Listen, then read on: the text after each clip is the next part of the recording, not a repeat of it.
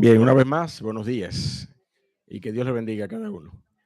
Le damos la bienvenida a los que han llegado un poco más tarde, después que introdujimos el servicio en oración y, y le damos la bienvenida también a los que se han conectado en estos últimos minutos y que están con nosotros en este tiempo en el que queremos ser edificados por su palabra como iglesia. Siempre decimos que ese es nuestro propósito y usted, ¿verdad? Me escucha insistir en ello porque ese debe ser el motivo por el cual usted y yo estemos aquí, el grandísimo, invaluable privilegio de tener lo que Dios ha hablado, lo que Dios, el creador de todas las cosas, ha hablado en un libro que conocemos como las Sagradas Escrituras o la Biblia, y tener ese libro en nuestras manos aún, a pesar, a pesar de toda la historia de rechazo que este libro y que esta revelación escrita ha tenido, ha sufrido, ha padecido. A pesar de eso, usted y yo contamos con la palabra de Dios hoy. Amén. Ese es un milagro. Yo no me voy a poner aquí a explicar el milagro y el detalle histórico y cronológico de ese milagro, pero es un gran milagro el que nosotros, ¿verdad? Conservemos en nuestras manos hoy las escrituras que por tanto tiempo y a través de tantas circunstancias a través de la historia ha sido sujeta a riesgo, a vejaciones, a destrucción física de las escrituras. Hoy continuamos teniendo la palabra de Dios en nuestras manos y ese es un gran privilegio, y cuando nosotros nos reunimos como iglesia nos reunimos para eso. En el día de hoy, mi amado hermano, yo quiero hacer un paréntesis en nuestra serie de estudios del libro de Mateo. Es cierto que hemos entrado a un tema que nos apasiona a todos, el tema escatológico, el tema de la escatología, y ya hemos arrancado ya ese vehículo, ¿verdad? Que arrancó con pie, ¿verdad? Con celeridad allí en el capítulo 24. Vamos a detenerlo hoy un momento para poder dar honra a los padres. La palabra de Dios nos manda a nosotros a honrar a nuestros padres, ¿sí o no? Honra a tu padre y a tu madre, que es el primer mandamiento con promesa, para que te vaya bien y seas de larga vida sobre la tierra. Honra a tu padre y a tu madre. Ya el Día de las Madres pasó y con todo seguimos honrándolas todos los días. Y el Día de los Padres es hoy. Y nosotros queremos hoy honrar el carácter del Padre que está definido en la palabra de Dios. Y es nuestro propósito que usted y yo salgamos de aquí en esta mañana con una definición más clara. Mire, puede ser fortalecida porque usted ya la conocía, o puede ser que usted se alimente de algunas cosas en esta mañana y, y salga por ahí, por esa puerta, al final de nuestro servicio en el día de hoy, con principios que usted y yo vamos a poner en práctica. Que usted y yo vamos a poner en práctica. Todos aquellos que hemos tenido el privilegio, el honroso privilegio, pero también el, el privilegio que coloca sobre nuestros hombros una gravísima responsabilidad de criar hijos e hijas para la gloria de nuestro Dios. Sabemos que este es un trabajo que nunca termina. Nunca termina. Nuestros hijos pueden ser unos tajalanes de 30, 40 años y nosotros seguimos siendo padres. Y seguimos teniendo la responsabilidad, mire, de en algún momento dado, a lo mejor ya no levantar el dedo delante de sus rostros en una reprensión con el mismo ánimo, pero sí tenemos el derecho y tenemos la responsabilidad de seguir ministrando los principios bíblicos cuando nosotros asumimos la responsabilidad de hacerlo a la luz de la palabra de Dios. Seguimos haciéndolo toda la vida, en todas las etapas de nuestros hijos, niños, adolescentes, jóvenes adultos, ya casaderos o ya casados. Seguimos siendo padres. Seguimos siendo padres y seguimos teniendo esa responsabilidad. Más aún, Más aún, la palabra de Dios no se detiene y de alguna manera también habla de los hijos de nuestros hijos. ¿Sí o no? De los hijos de nuestros hijos. O sea que nosotros en esta mañana estamos contentos, estamos celebrando el Día de los Padres, pero más que todo, mi amado hermano, yo quiero que usted entienda que estamos celebrando la palabra de Dios. Estamos celebrando su palabra porque ella es la que nos marca las pautas para honrar a nuestros padres con los principios bíblicos que Dios ha revelado. Nuestro Dios de manera particular, yo sé que usted y yo, ¿verdad? Ya hemos hablado de esto antes, pero es pertinente que recordemos que nuestro Dios se ha revelado a su pueblo por medio de su palabra como un Dios personal, no como un Dios imaginario, no como un concepto, tampoco en un modo de sincretismo donde nosotros veamos una imagen y a esa imagen es que adoramos. ¿Mm? No, no, nuestro Dios se ha revelado a sí mismo como un Dios personal, como un Dios personal. Y la palabra misma nos dice que en otro tiempo Dios habló a los padres y a los profetas, ¿sí o no? Habló directamente a los padres y a los profetas. Una imagen no habla. Una imagen puede tener boca, pero no habla. Puede tener ojos, pero no mira. Usted sabe de qué salmo yo estoy hablando, ¿verdad que sí? Salmo 115. Una imagen puede tener pies, pero no anda. Nuestro Dios se reveló a nuestras vidas como un Dios personal, personal. Habló a nuestros padres primarios, habló a su creación, habló a los patriarcas de la nación de Israel, habló de manera directa. Pero dice la palabra de Dios que en los postreros días en que el autor a los hebreos escribía la carta de la cual nos estamos haciendo eco en este momento, en esos postreros días, Dios había hablado por el Hijo. Dios había hablado por el Hijo. Y a usted y a mí hoy, Dios nos sigue hablando por su palabra revelada. Amén. Dios nos sigue hablando por su palabra. El Hijo es la palabra encarnada. Nosotros tenemos con nosotros la palabra revelada. Amén. Y su Espíritu Santo que nos ha sido dado para que esta su palabra no sea una mera impresión o edición de caracteres en unas hojas de papel. No, eso es un libro cualquiera, eso es el Quijote o cualquier novela que ustedes busquen por ahí. Pero este libro es un libro que transforma vidas. Amén. Un libro cuyas palabras tienen el poder de transformar nuestras vidas porque ellas nos muestran a Cristo. Y Él es el agente transformador de nuestras vidas. Y ese Dios, mi amado hermano, se ha revelado de una manera personal, pero yo quiero decirle algo un poquito más específico y más glorioso. Déjeme decirle esto.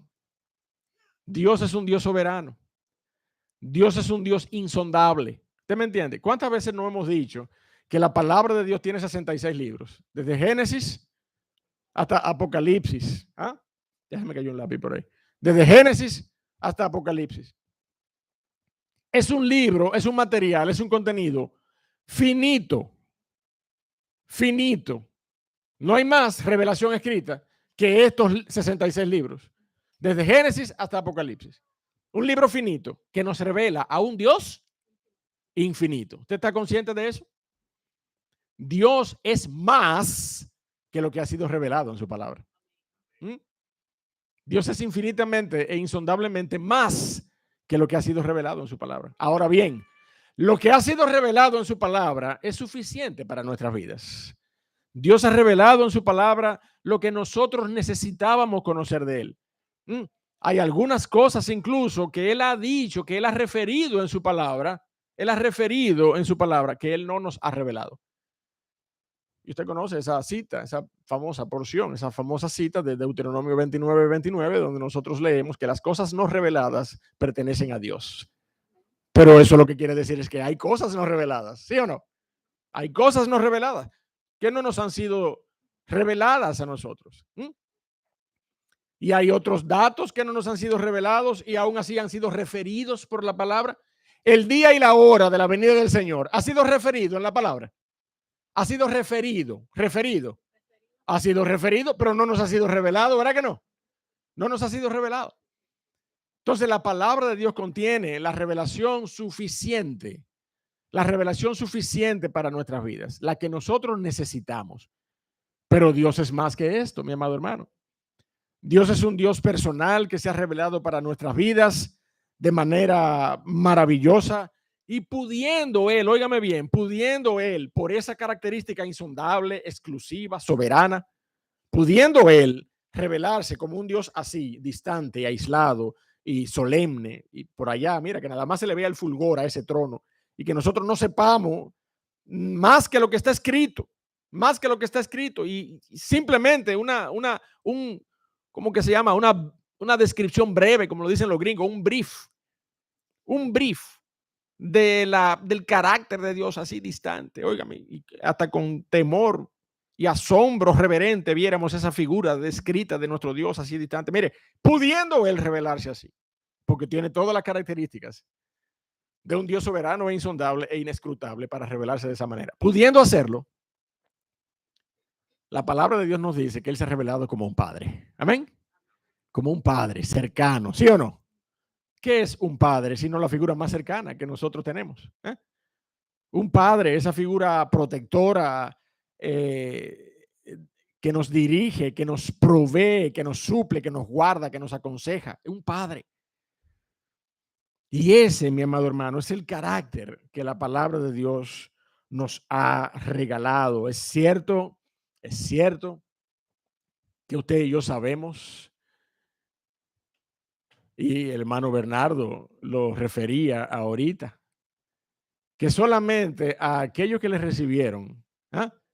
Y vamos a extender esa declaración bíblica, solamente a aquellos que le reciben y a aquellos que creen en su nombre, solamente a esos son los que son otorgados con la licencia de llamarse hijos de Dios. En términos espirituales. Pero yo quiero que usted vaya por favor conmigo rápidamente a Efesios capítulo número 3. Efesios número 3, verso 15. Efesios capítulo número 3, verso 15. Y lea conmigo lo que dice allí. Efesios capítulo número 3, verso 15. Usted y yo nos vamos a dar cuenta que hay razones bíblicas para nosotros entender que Dios es el Padre de toda la creación. De toda la creación. ¿Qué dice allí? Podemos leer desde el 14. Por esta causa, doblo mis rodillas ante el Padre de nuestro Señor Jesucristo. Y lea conmigo, por favor. De quien toma nombre, ¿quién es? Toda familia, en los cielos y en la tierra. Entonces, mi hermano, en términos naturales, tenemos que ser conscientes de que todos son hijos de Dios, en términos naturales, ¿sí o no? En términos naturales. En términos naturales. Yo sé que la legislación ha cambiado ya. Cada vez que yo hablo de esto, mi hermana Yumi me corrige, me dice, ya la legislación cambió, pastor. Pero antes usted sabe que había hijos naturales e hijos legítimos, ¿sí o no? Antes había eso.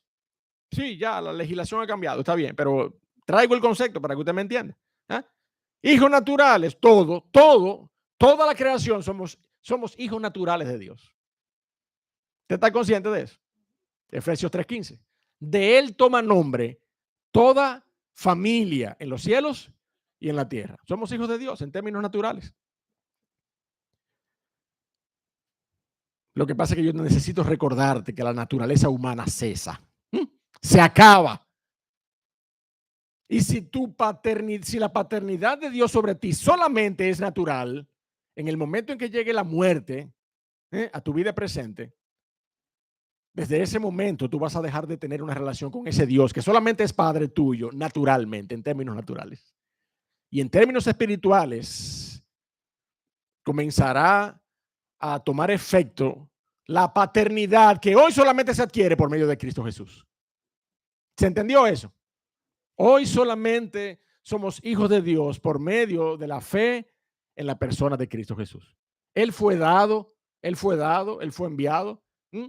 El Dios de los cielos todopoderoso, ese Dios inescrutable, no solamente se reveló como padre, pero también se encarnó como hijo.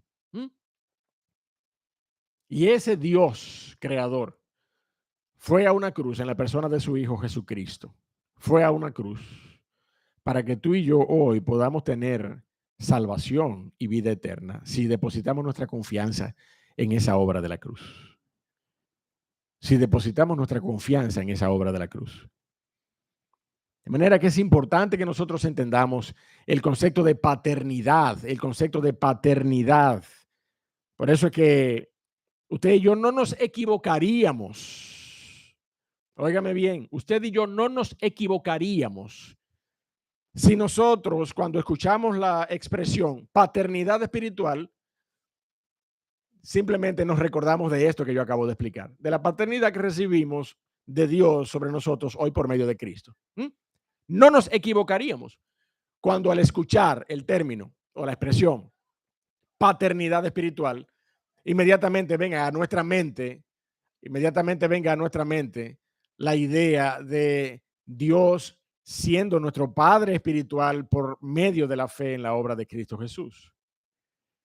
Sin embargo, mi hermano, nosotros en la mañana de hoy quiero que veamos la expresión desde otro ángulo, esa expresión paternidad espiritual. Por eso es que en la invitación que compartí hace unas horas con la iglesia, yo preguntaba eso, ¿qué viene a tu mente cuando tú escuchas la expresión paternidad espiritual? ¿Qué viene a tu mente? En la mañana de hoy, yo quisiera que nosotros nos podamos acercar a la palabra para entender cómo luce un padre terrenal ejerciendo una paternidad espiritual sobre sus hijos. ¿Cómo luce?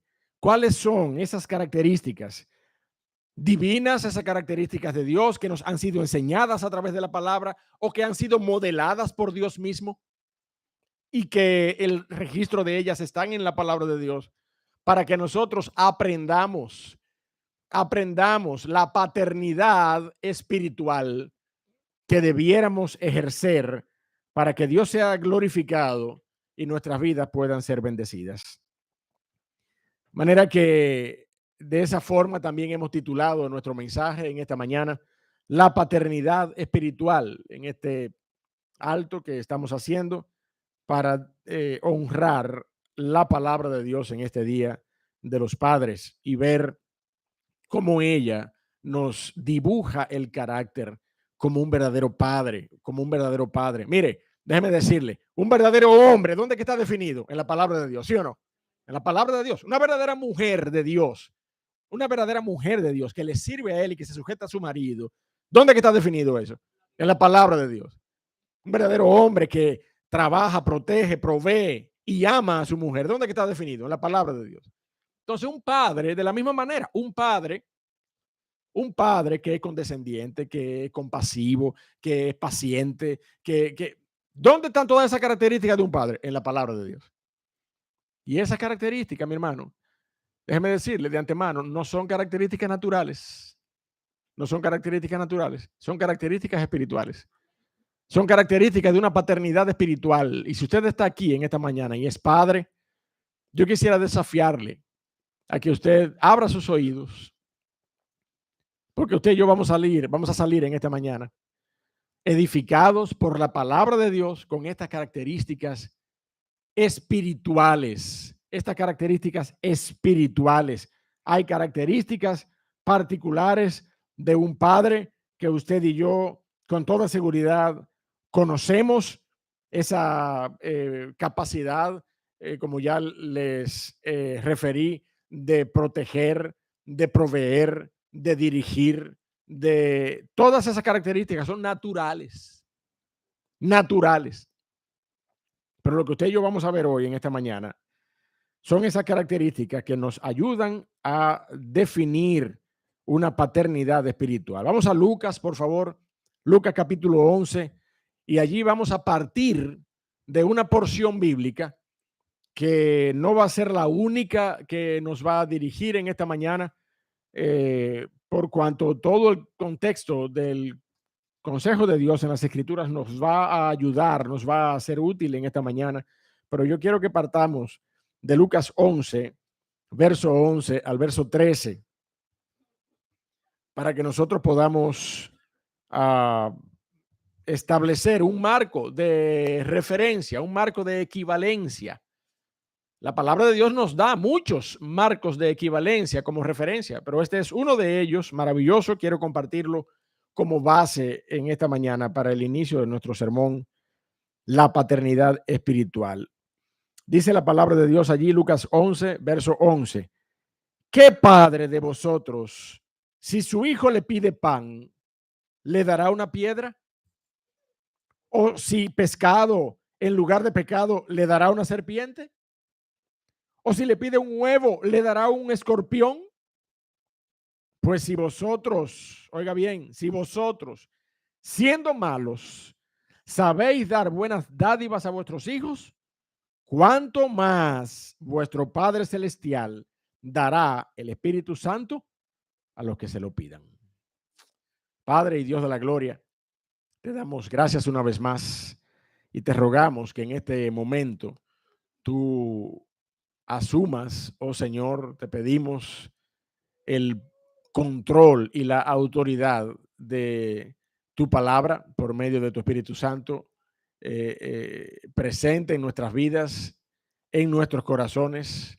Ayúdanos a someternos a lo que tu palabra nos enseña y háblanos a través de ella. En el nombre de Cristo te lo pedimos. Amén.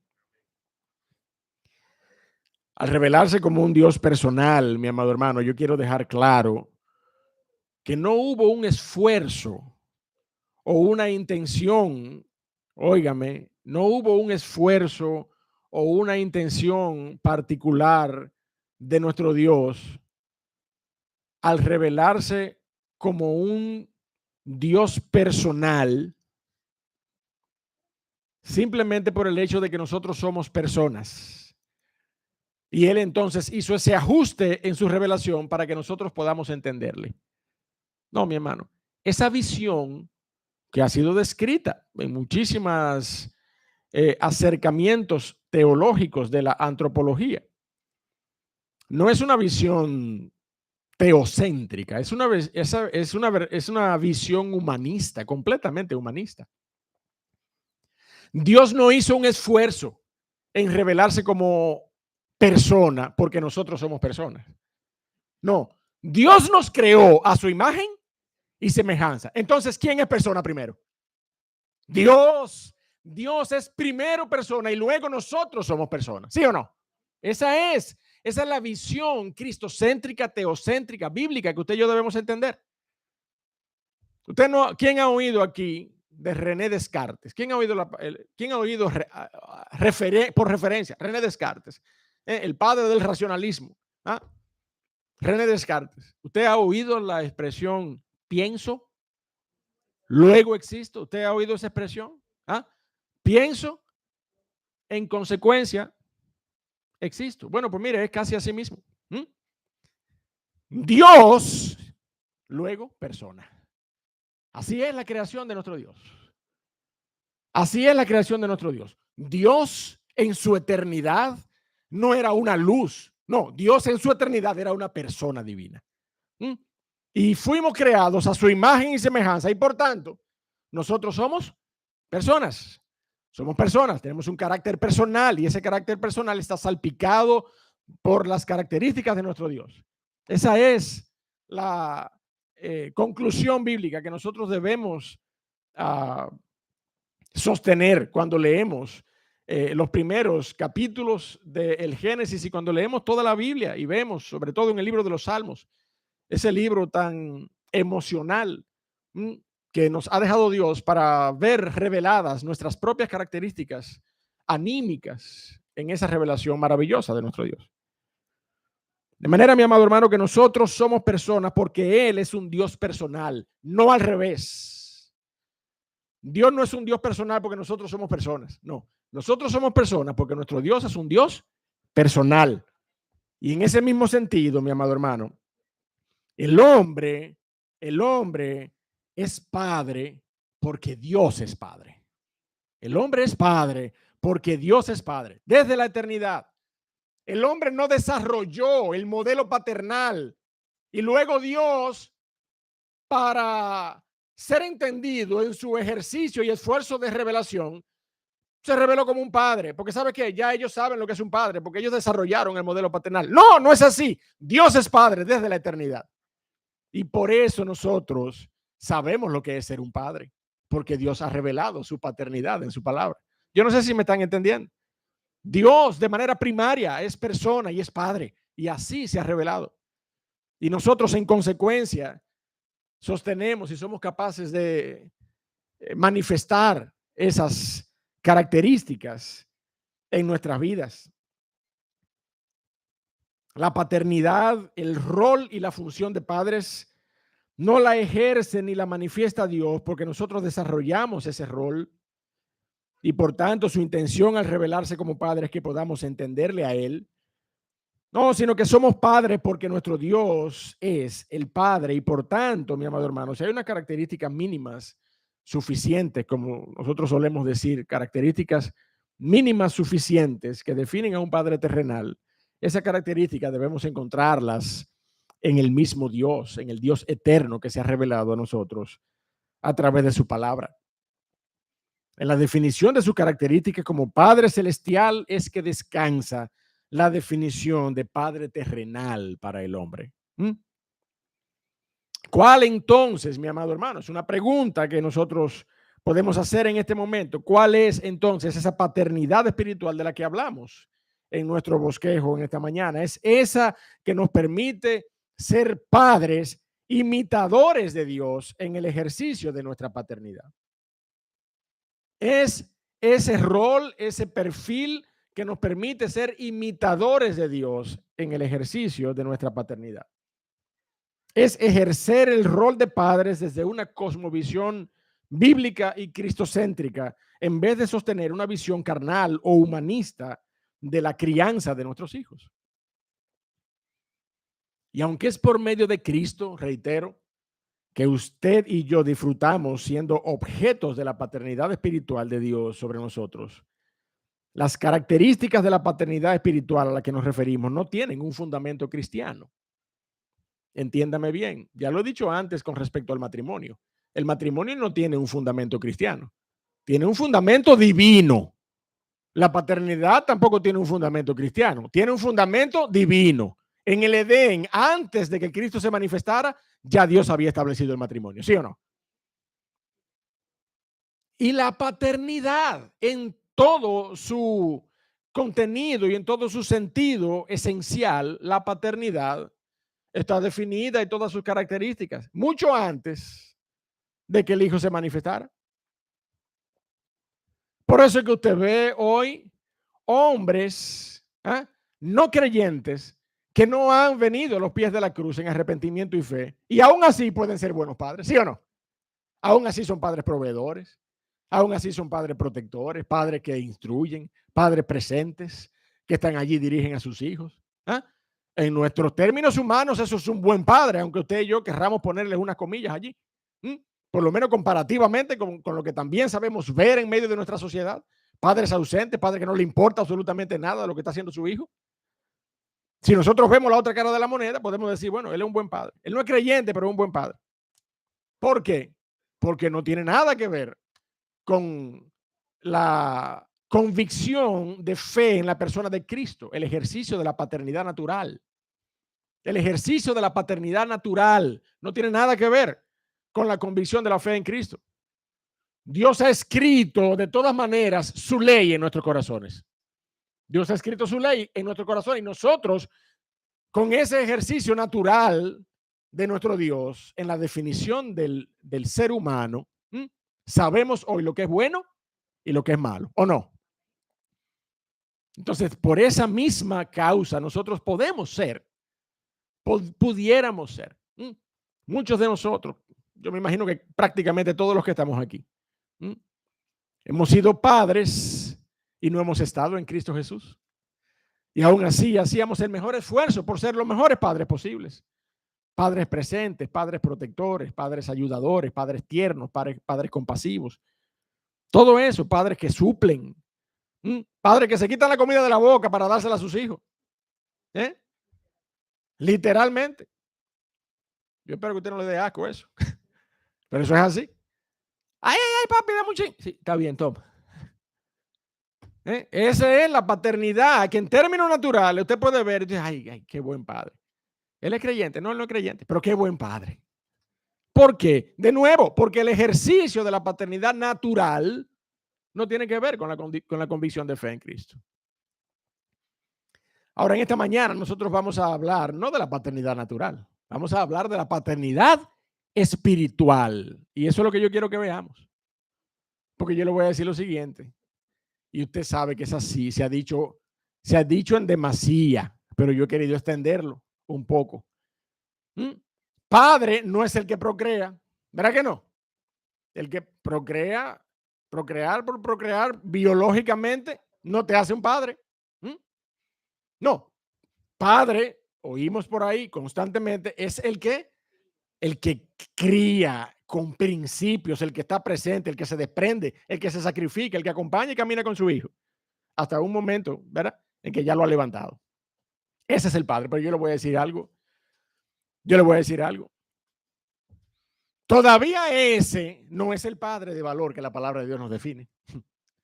El padre de valor que la palabra de Dios nos define es ese que ejerce la paternidad espiritual. Es el que ejerce la paternidad espiritual, evidentemente sin descuidar las características de la paternidad natural, pero que también incluye la paternidad espiritual. Y eso, mi amado hermano, es lo que nosotros vamos a estudiar en esta mañana, en primera instancia. En primera instancia, mi amado hermano, acompáñeme a Juan 3:16, un versículo que casi no tuviéramos ni que buscarlo. ¿Ah? No tuviéramos ni que buscarlo. Vamos a decirlo a coro, mi hermano. 1, 2 y 3. Porque de tal manera amó Dios al mundo que ha dado a su Hijo unigénito para que todo aquel que en él cree, gloria a Dios. ¿Qué fue lo que hizo el Padre? ¿Qué fue lo que hizo el Padre? Que dio a su Hijo, ¿sí o no? Vamos a hablar Biblia, ¿verdad, William? Que dio a su Hijo. El Padre dio a su Hijo, entregó a su Hijo, envió a su Hijo, nos fue dado, su Hijo nos fue dado. Y más que eso, mi amado hermano, en un momento dado, en varias ocasiones, y la palabra de Dios se hace eco de más de una ocasión, los evangelios se hacen eco de más de una ocasión en que el Padre, no solamente ya habiendo dado a su Hijo, sino que se manifestó para señalar a su Hijo. Para señalar a su Hijo y decir, este es mi Hijo amado, ¿sí o no? Este es mi Hijo, no, ya yo lo di, ya yo lo envié, pero luego del Señor Jesucristo allí en el inicio de su ministerio, el Padre se manifestó y señaló a su Hijo, nos mostró a su Hijo. Vaya conmigo, primera de Pedro, por favor, perdón, segunda de Pedro, capítulo 1. Segunda de Pedro, capítulo 1, allí el apóstol Pedro, haciendo referencia a un episodio glorioso, en el cual él, Jacobo y Juan estaban con el Señor Jesucristo en un monte y el Señor Jesucristo allí se transfiguró. ¿Usted se acuerda de eso? ¿Ah? Pero no ocurrió solamente allí en el monte de la transfiguración, también en el momento del bautismo. ¿Usted se acuerda de eso? En el momento del bautismo del Señor Jesucristo. Pero mire lo que dice Pedro con respecto al evento de la transfiguración. Segunda de Pedro, capítulo 1, versos 16 y 17. Dice la palabra de Dios allí, porque no os hemos dado a conocer el poder y la venida de nuestro Señor Jesucristo, siguiendo fábulas artificiosas, siguiendo cuentos de calleja, de tradiciones, de viejo, siguiendo fábulas. No es así que os hemos dado a conocer la venida de nuestro Señor Jesucristo y su poder, no, sino como habiendo, ¿qué cosa? Habiendo visto con nuestros propios ojos su majestad.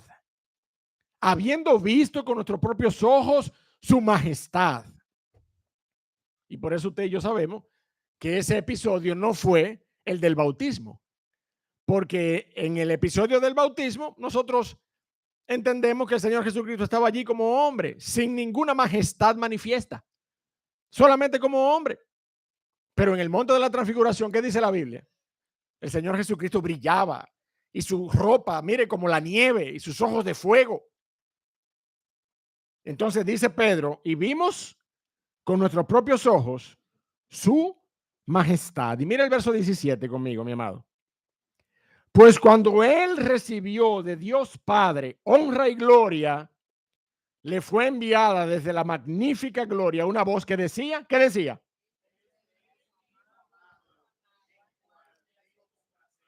Amén. ¿Usted se da cuenta?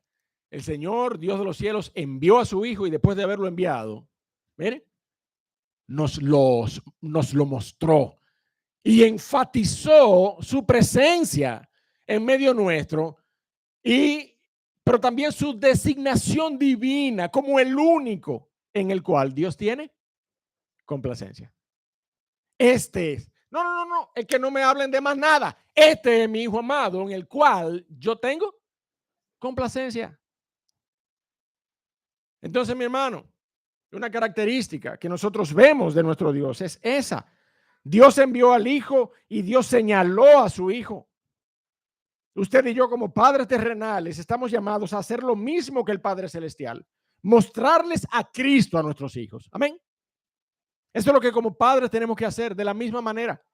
No, el Señor Jesucristo fue enviado y nosotros tenemos que coger a nuestros hijos, mi hermano, mire, y decirle lo mismo. Este es el Hijo amado de Dios en el cual Él tiene complacencia. A Él oíd. Tenemos que hacer exactamente lo mismo como padres si queremos ejercer una paternidad espiritual.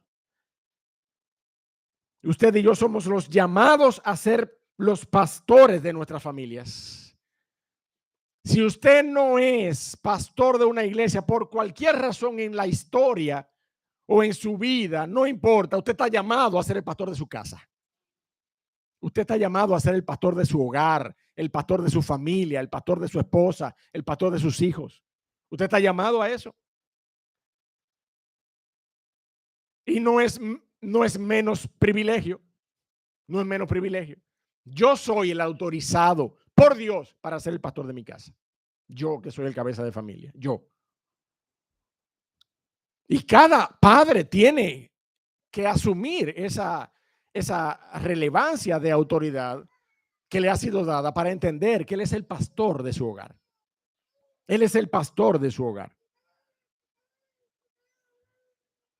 Usted debe conocer a Cristo y mostrarles a Cristo a sus hijos. Usted debe ejercer la labor pastoral en su casa. Y es cierto que usted y yo como padres somos responsables, mi amado hermano, mire, de levantar devocionales en nuestros hogares. Somos responsables de tener tiempos devocionales, somos responsables de establecer tiempos de discipulado personal con nuestros hijos. Usted y yo somos los responsables de agarrar a nuestros muchachos y si no están de edad ya de agarrarlo, a veces por la mano, a veces por una oreja. Pero mire, si usted ya no tiene hijos en edad de eso, por lo menos agárrelo con el corazón y anímelos a venir a congregarse. Usted y yo tenemos que hacer todo eso, es cierto. Pero yo le voy a decir una cosa, para puntualizar este aspecto particular de la paternidad espiritual, mostrar a Cristo. Si usted hace eso nada más, tener tiempos devocionales en la casa, tener discipulado en la casa, congregarse con sus hijos, y usted no le muestra a Cristo a sus hijos, usted está en camino de convertir a religiosos en su casa. ¿Usted me está entendiendo eso? Usted está en camino de convertir a personas religiosas simplemente, y usted no le está mostrando a Cristo Jesús.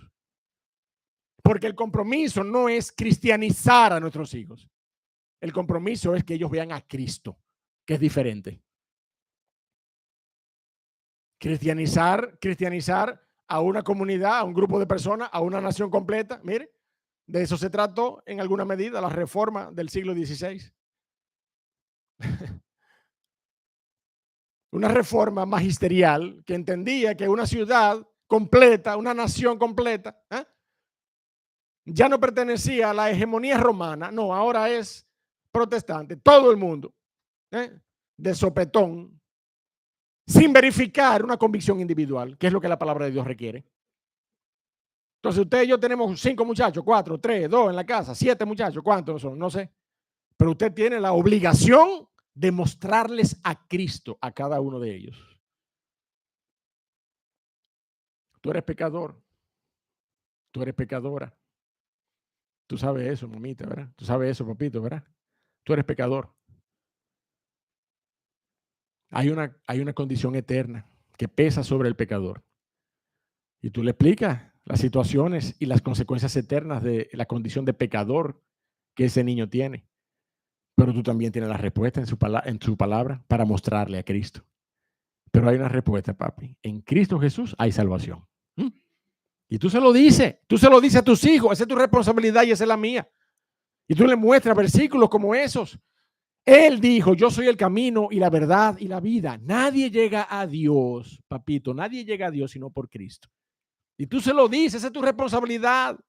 Esa es tu responsabilidad. Mi hermano, Dios en su soberanía envió al Hijo y después nos lo mostró y nos dijo, este es mi Hijo amado. A él oíd. Nosotros no vamos a hacer lo mismo como padres. Tenemos que tomar su palabra y hacer lo mismo con nuestros hijos. Ven, mira, este es el Hijo amado de Dios, en el cual Él tiene complacencia. Y será mejor que tú abras tus oídos a la palabra de Dios. Porque te amo, pero yo no puedo salvarte. Solamente Cristo salva. Tú tienes que mostrarle a Cristo a tu hijo. Tienes que mostrarle. Si tú eres un padre que estás ejerciendo o que quieres ejercer una paternidad espiritual en tus hijos, tú tienes que mostrarles a Cristo. Tienes que mostrarles a Cristo. Segundo aspecto de la paternidad espiritual que yo quisiera que nosotros veamos en esta mañana. Vayamos a Salmos capítulo 103, por favor. Salmos capítulo 103. Tú y yo, así como el Padre nos mostró al Hijo, tú y yo tenemos que mostrarle al Hijo a nuestros hijos. Tenemos que mostrarle a Cristo a nuestros hijos. Esa es la verdadera paternidad espiritual. Que la verdadera característica, la primera que he querido mencionar en esta mañana, porque es la más importante. Pero mira cómo dice Salmo 103, verso 13. ¿Estamos allí? ¿Podemos leerlo juntos, amados? Salmo 103, verso 13. 1, 2 y 3. Como el Padre se compadece de los hijos, ¿qué dice? Se compadece Jehová de los que le temen. Y por eso yo quise establecer los fundamentos de la paternidad, de la definición de paternidad antes de entrar en estos puntos. Porque aquí usted y yo vemos en términos literarios y en términos muy naturales, muy llanos, que pareciera que el parámetro es el comportamiento del padre natural, y que el salmo, el versículo, nos muestra a Dios copiando el comportamiento del padre natural. Como el padre se compadece de los hijos, se compadece Jehová de los que le temen. Pero usted y yo, mi amado hermano, tenemos que tener claro quién es primero. Amén. ¿Quién es primero? ¿Quién es soberano? ¿Quién es primario? ¿Quién ha definido el carácter del hombre? ¿Quién ha definido el carácter paternal, el carácter del rol en el matrimonio, el carácter del rol en la paternidad? Es Dios. Por tanto, mi amado hermano, Dios es el que primero se ha compadecido de nosotros. Y a raíz de esa compasión, nosotros también somos capaces de ser compasivos. Amén. Por eso que usted y yo hablamos de características transferibles. Características divinas que no son transferibles. ¿Usted se acuerda de alguna de ellas? Omnisciencia, omnipresencia, déjeme decirle, infinito, todopoderoso. Esas son características intransferibles, no son transferibles. No son transferibles. Dios es el único que posee esas características. Santo, santo, santo. Dios es el único, pero hay características transferibles. Amor, Dios es amor. ¿Y nosotros podemos amar o no? De hecho, podemos amar porque Él nos amó a nosotros. ¿Podemos ser compasivos? Sí, podemos ser compasivos. Y eso es lo que dice Salmo 103, Verso 13, como el padre se compadece de los hijos, se compadece Jehová de los que le temen. Nuestros hijos necesitan nuestra compasión, mis hermanos. Nuestros hijos necesitan nuestra compasión. Cada uno de nosotros en nuestra adultez sabemos las presiones e incertidumbres que experimenta un adolescente, un muchacho, un niño. Y es en esos momentos cuando ellos necesitan que nos compadezcamos de su condición. Muchos de nuestros adolescentes batallan duramente en el proceso de definir su identidad. Y yo no me refiero simplemente a la identidad sexual, en su identidad, su carácter, en términos generales. Batallan duramente y usted allí y yo tenemos que ocupar un papel donde nosotros seamos compasivos en ese proceso. Ni apresurarlo, porque no queremos, mire, ejercer un proceso de adultismo en nuestros hijos. No, el niño es niño y punto. Y tiene que equivocarse y tiene que necear porque es niño. Pero ya, acorde a cierta edad, usted va allí dirigiéndolo, ¿sí o no? Usted va allí dirigiéndolo. Y usted va siendo compasivo con él. En cada proceso de su edad, usted va siendo compasivo. Usted va siendo paciente. Dios, mi amado hermano, en su longanimidad y paciencia nos guía a nosotros al arrepentimiento. Romanos capítulo 2. Nosotros podemos hacer lo mismo con nuestros hijos. Un muchacho, mire, malcriado, es cierto que hay espacio para la aplicación de una disciplina y lo vamos a ver. Pero también él necesita un abrazo y necesita que seamos compasivos con ellos. Porque así como el padre se compadece de sus hijos, se compadece Jehová de los que le temen. Ese es el parámetro, mi amado hermano, que está establecido en la palabra de Dios. Ahora bien, yo necesito que estemos claros. No nos referimos a una compasión que debilite el carácter del muchacho. ¿Usted me está entendiendo? No nos referimos a una compasión que haga de nuestros hijos unos pusilánimes, unos mojigatos, unos monicacos delante de la sociedad, que no sirven para nada. No, la compasión a la que yo me refiero es a esa compasión que les ayuda en el proceso de fortalecer su carácter. ¿Usted ve la diferencia? Esa es la diferencia. La palabra de Dios claramente en Josué capítulo 1, verso 9 nos dice allí, mire, nos dice, mira que te mando, que te esfuerces y seas valiente. La palabra de Dios, mi amado hermano, es para hombres. La palabra de Dios es para hombres y para hombres que quieren formar hombres. Amén. Para hombres que quieren formar hombres. No para hombres que quieren formarse ellos solos y, no, muchacho, no, eso se cría solo, eso viene con el pan debajo del brazo. Además, la mamá está ahí. Usted va a dar cuenta un día delante de Dios si esa es su actitud hoy con respecto a sus hijos. No, yo quiero servir al Señor, muchacho, no, su mamá, ¿cuándo es el próximo curso de teología? ¿Dónde que está? Y el muchacho ahí, mire, sin instrucción de la palabra de Dios, sin haber visto a Cristo de los ojos y de la boca de su padre terrenal, que es el que está instituido para que le muestre a Cristo. El papá es el pastor del hogar. Él es el que tiene que mostrarle a Cristo a sus hijos. Entonces usted y yo tenemos que ser compasivos y tenemos que formar el carácter de nuestros hijos. Así sean niñas, niños, muchachas, muchachos de bien, temerosos de Dios. Esa es la responsabilidad de un padre. Esa es la responsabilidad de las características de un padre que ejerce una paternidad espiritual. Usted y yo como padre debemos compadecernos de sus luchas y sus indefiniciones del carácter y de las indefiniciones de su identidad, pero compadecernos para aislarlos y protegerlos y sobreprotegerlos es una actitud tan carnal y humanista como la del padre que en el otro extremo no se ocupa en lo absoluto de los riesgos que su hijo está corriendo en medio de esta sociedad al querer experimentar todo tipo de aventuras y prácticas para las que no está preparado. Todo padre irresponsable que deja a sus hijos sin atención está haciéndole igual de daño que un padre sobreprotector que lo quiere tener todo el tiempo, así tenga 18 años, debajo de las alas, y no fortalecer su carácter. Es el mismo daño que le está haciendo el muchacho. El mismo daño. Y no entiendo ni apoyo tampoco a ningún padre que le dé una licencia de un carro a un muchacho antes de que cumpla la edad regular, la edad regulatoria de tener un vehículo. Yo recuerdo que cuando mis hijas estaban ya alcanzando la edad de tener cédula, oiga, cédula, no licencia, no, cédula. Yo no sé si movida por algún tipo de amistades o no sé qué, se le metió a algunas de ellas en la cabeza, ay papi, yo quiero cédula del menor. Oiga, cédula del menor. Explíqueme, ¿para qué es una cédula del menor? Explíqueme. Explíqueme, por favor.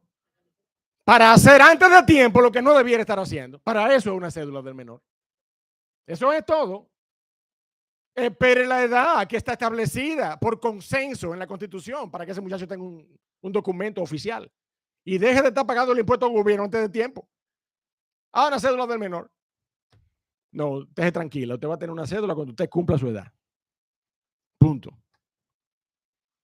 Usted tiene que ser un padre que asuma la responsabilidad de hacer las cosas en el orden que la palabra de Dios le manda y que los consensos de las autoridades le mandan. Excepciones particulares. Bueno, esas son excepciones y están ahí, pero yo no estoy llamado a seguir esas excepciones. No, pero que se puede hacer. Sí, se puede, pues hágalo usted. Pero en mi casa, mis hijas tienen cédula cuando cumplen 18 años. Digo, ya todas cumplieron, son viejísimas toditas. Pero en su tiempo, no, vamos a esperar el tiempo. Vamos a esperar el tiempo establecido para las cosas. Pero usted y yo, mire, usted y yo debemos ser compasivos y debemos explicarle esas cosas a nuestros hijos, mire, en amor y gracia. No en desprecio y burla, no en amor y gracia. No, ve, mamita, mire que no, es que no hace sentido. Y usted sabe la labia y la saliva que uno tiene que gastar explicándole a un muchacho las cosas. Pero tenemos que hacerlo porque eso es ser compasivo. Eso es ser compasivo. Mire, la palabra de Dios está delante de nosotros todos los días y ella no se cansa de repetirnos lo mismo a nosotros.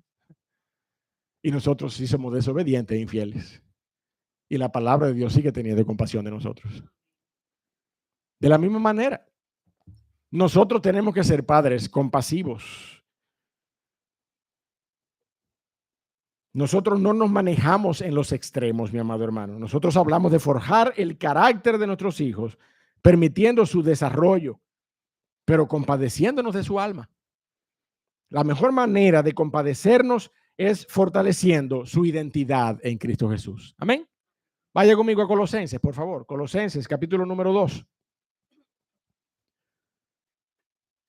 En este tiempo, la batalla que libra un adolescente, y la ha librado en todo tiempo, pero en este tiempo en el que rebosan los medios de dardos apuntando a la distorsión de nuestra identidad, es que el joven, el adolescente está batallando con, mire, prácticamente desprovisto de herramientas si no tiene a Cristo, prácticamente con las manos desnudas, a mano pelada está echando ese joven ese pleito y las familias, cuando Cristo no es el centro de la crianza de ese muchacho. Mire cómo dice Colosenses capítulo 2, verso 8 al verso 10. Mirad que nadie os engañe por medio de filosofías y huecas sutilezas, según las tradiciones de los hombres, conforme a los rudimentos del mundo.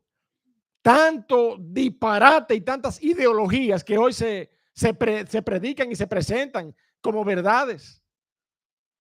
Mirad que nadie os engañe por medio de filosofías y huecas sutilezas, según las tradiciones de los hombres, conforme a los rudimentos de este mundo, y no según Cristo. Porque en él habita corporalmente toda la plenitud de la deidad. Y mira el verso 10, mi hermano. Y vosotros, jóvenes, ¿qué dice? Estáis completos en él, que es la cabeza de todo principado y potestad. A ti no te falta nada. Tú no tienes que estar buscando nada en las redes para definir tu identidad. Todo lo que define tu identidad está en la palabra de Dios y está en la persona de Cristo. En él, dice la Biblia, vosotros estáis completos. Y mire, mi hermano, este es un principio de consejería a los corazones de nuestros jóvenes, que en oración usted y yo debemos tener todo el tiempo en la punta de nuestras lenguas y de nuestros labios, para recordarle a nuestros jóvenes que es en Cristo que está tu identidad y tú estás completo en Él. No lo digo yo, lo dice la palabra de Dios. ¿Tú crees en la Biblia? Pues míralo ahí donde lo dice. Eso es lo que tenemos que decirle a nuestros muchachos. Ustedes están completos en Cristo. No te hace falta nada, no te hace falta nada. Ay, no, papi, pero mira, esta nariz. Ay, pero mira, estas orejas mías. ¿Qué? Muchachos, son los más complejados que hay. Yo viví toda mi vida complejado por mi nariz y por mis orejas. Por eso que lo menciono. Después que conocí a Cristo, mi hermano, mire, no me importa un centavo. No, ahora se le agregó la calva. Usted sabe lo que es. Pero yo sé que mi identidad está en Cristo. No me hace falta nada, no me hace falta nada. Además, como dicen mis hijas, papi, pero ¿qué es lo que tú estás pensando? Ya tú tienes a mami ahí, te van para viejo los dos. ¿Qué importa ya? Pero la realidad es que si nosotros meditamos en los criterios que nos animan y nos levantan un poquito el ánimo para continuar adelante, mira, es en Cristo que usted y yo debemos buscarlo. No es en las cosas de este mundo, no es mirando hacia alrededor, ni es mirando tampoco hacia adentro de nosotros, es mirando a Cristo, es mirando a Cristo. Porque usted sabe que dentro de esas huecas sutilezas y filosofías según los rudimentos de este mundo también está la famosa descúbrete a ti mismo. Mira tu interior. Mire, mi hermano, si usted se pone a eso, usted se va a encontrar con una cosa muy fea y muy insuficiente y muy débil, putrefacta, camino a la condenación. Usted tiene que mirar a Cristo Jesús. Esa es la realidad bíblica. Y usted y yo, mi amado hermano, debemos tener paciencia, saber tratar a nuestros hijos con paciencia, con compasión, no moviéndoles a ira. Efesios capítulo 6, verso 4 dice, y vosotros padres, no provoquéis a ira a vuestros hijos, sino criadlos en disciplina y amonestación del Señor. Esa es la paternidad espiritual, mi hermano. Esa es la paternidad espiritual. Óigame, la paternidad espiritual exige un costo. Y a nosotros lo que nos ha pasado en este tiempo es que no queremos pagar ese costo, no queremos pagarlo. Ya sea porque los padres de los amiguitos de mis hijos me van a presionar y me van a cuestionar y me van a sacar los pies, o ya sea porque no queremos enfrentar a nuestros muchachos. Entonces, mire, déjeme decirle, usted está dando evidencia de la debilidad como hombre y como padre que es usted. Si esas son las razones por las cuales usted no se ha decidido a pagar el costo de criar a sus hijos en disciplina y amonestación del Señor, se lo digo. Usted y yo tenemos la responsabilidad de pagar un costo y no tirar los cuartos ahí, no, pagarlo en amor con nuestros hijos, porque sabemos que eso es lo que Dios nos ha mandado a hacer. Pagarlo con gozo, pagar ese costo con gozo, con deleite, amando a nuestros hijos, abrazando a nuestros hijos, llorando con nuestros hijos cuando es necesario, pero tenemos que pagar el costo de criarlos en disciplina y amonestación del Señor.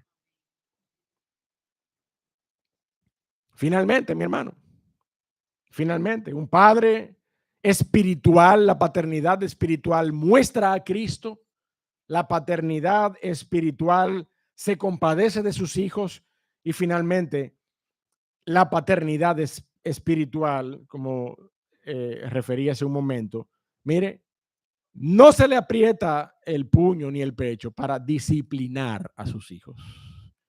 Una cosa que hoy cada día se ve menos. Cada día se ve menos. Y esta no es una característica de un padre carnal, humano, ogro, un hombre bruto que le da un pecozón a un muchacho y lo deja ahí tendido. No, esta es la característica de un padre que disciplina bíblicamente. Bíblicamente. Como la palabra de Dios establece que debemos disciplinar. En amor, en oración, explicando el pecado y aplicando la disciplina física cuando sea necesaria. Mire conmigo Proverbios 3:12, por favor. Proverbios 3:12. Dice la palabra de Dios allí. Proverbios 3:12.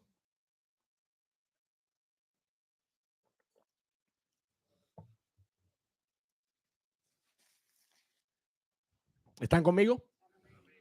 Porque Jehová al que ama, ¿qué dice allí? ¿Quién castiga? Jehová, Dios de los cielos. ¿Y a quién castiga? Al que ama. Porque Jehová al que ama castiga. ¿Cómo quién?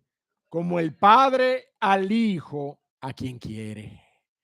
Óigame, mi hermano, ahí no hay vuelta floja. Y usted sabe que el escritor a los hebreos partió de esta porción, ¿sí o no? Cuando escribía allí en el capítulo 12 acerca de la disciplina y amonestación del Señor. De hecho, acompáñeme allí, Hebreos capítulo 12, para que lo leamos desde el verso 7 en adelante. El padre espiritual, el padre que ejerce una paternidad espiritual, mi amado hermano, sabe muy bien cuál es el papel de la disciplina física. No es destruir, no es denigrar, es mostrar las consecuencias del pecado hoy, en ese momento, menores, por cierto, en comparación con lo que serían las consecuencias de dejarles sin disciplina. Ese es el propósito de la disciplina. Construir, restaurar, enderezar su corazón, ajustar su corazón. Mire cómo dice Hebreos 12, desde el verso 7. Si soportáis la disciplina, ¿qué dice? Dios os trata como a hijos.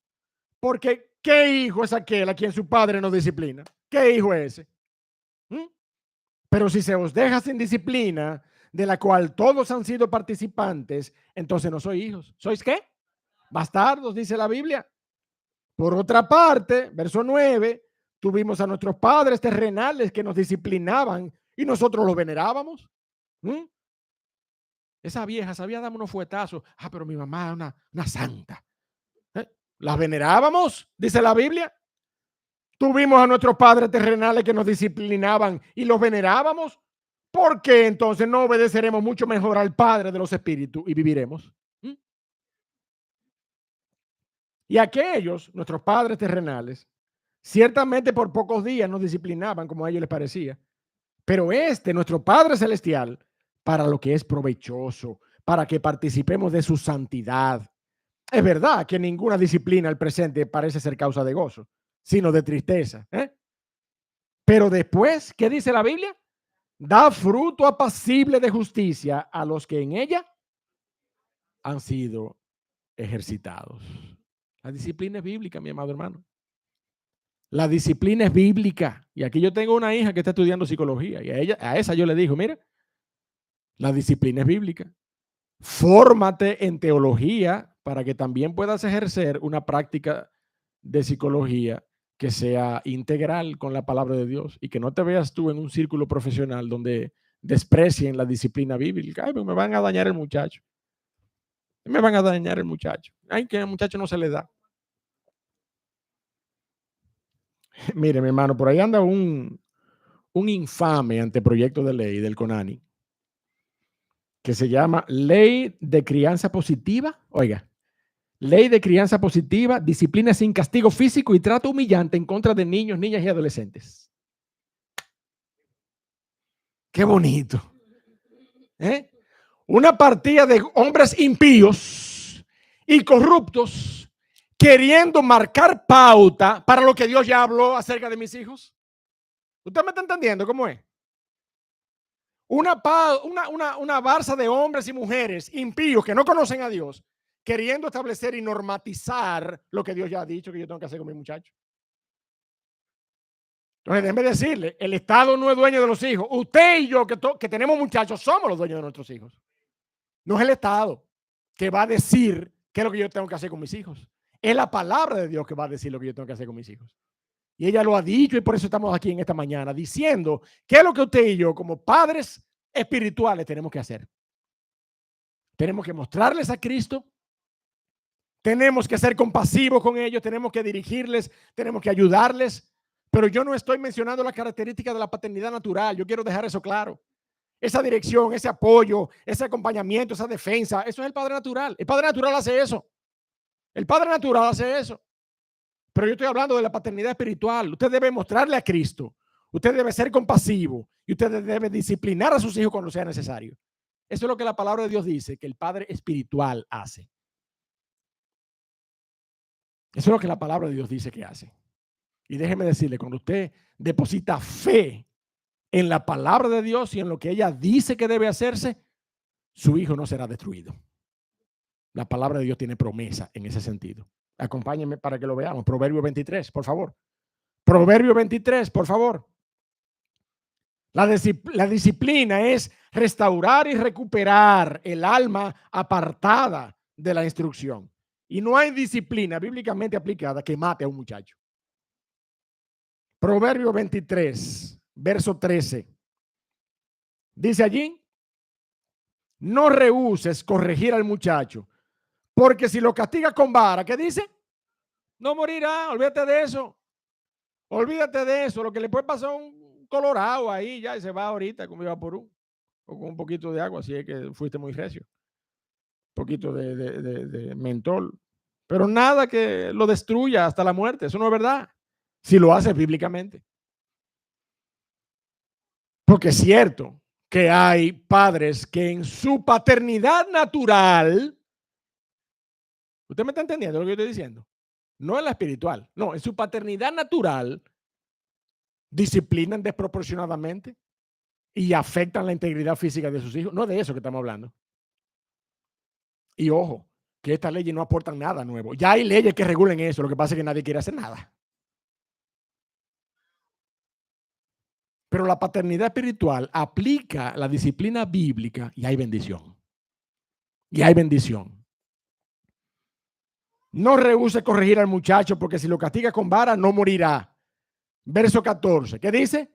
Lo castigarás con vara y librarás su alma del Seol. ¿Tú quieres que tu muchacho crezca en el temor de Dios? Aplícale disciplina a su vida cuando sea necesario. Aplícale disciplina a su vida cuando sea necesario. No lo hagas desmedidamente, de que por cualquier cosita o de que en cualquier ira tuya que no tenga nada que ver con el muchacho, tú vayas a descargar tu frustración y tu ira con tu hijo. No estamos hablando de eso. Ese es el hombre natural, de nuevo.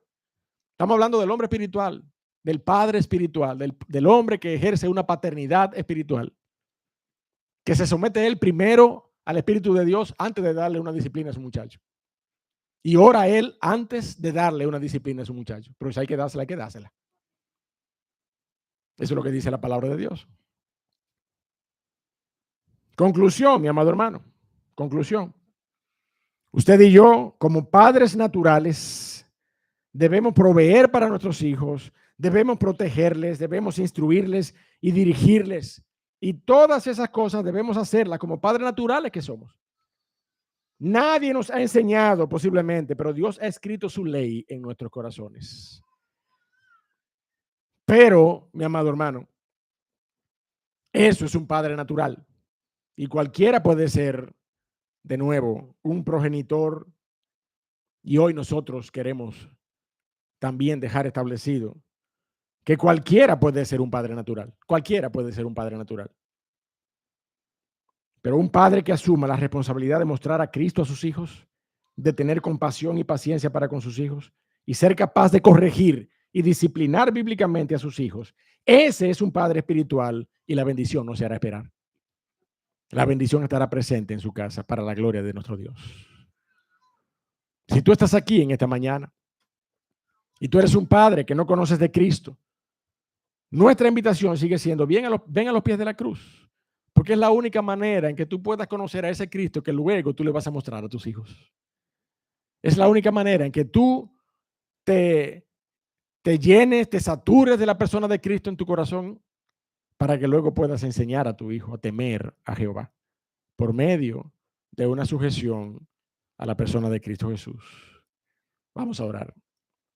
Dios y Padre, te damos gracias, oh Señor. Te damos gracias por tu palabra. Te damos gracias porque ella es viva y ella es eficaz para hablar a nuestros corazones acerca de tu voluntad con respecto a nuestro rol que nos has diseñado. Nosotros no nos inventamos la paternidad. Tú eres, oh Dios del cielo, nuestro Padre celestial. Tú eres el Padre y creador de todas las cosas. De manera que todas las características que hoy pudieran adornar el ejercicio de la paternidad en nosotros provienen de ti. Y nosotros queremos, oh Señor, darte gracias, porque tú has revelado en tu palabra lo suficiente para nuestras vidas. Te ruego que nos ayudes, te ruego que nos afirmes en nuestras convicciones. Te ruego, Padre amado, que tú hables a los corazones de aquellos que están aquí en esta mañana, que no tienen a Cristo Jesús en su corazón aún, que tú sigas teniendo misericordia de ellos, que tú guardes el ejercicio de su paternidad natural con gracia hasta que ellos puedan tomar una decisión por Cristo y puedan estar capacitados para ejercer una paternidad espiritual. Te ruego, Señor, que tengas misericordia de cada uno de nosotros. Bendícenos y guárdanos en el nombre de Cristo Jesús. Amén.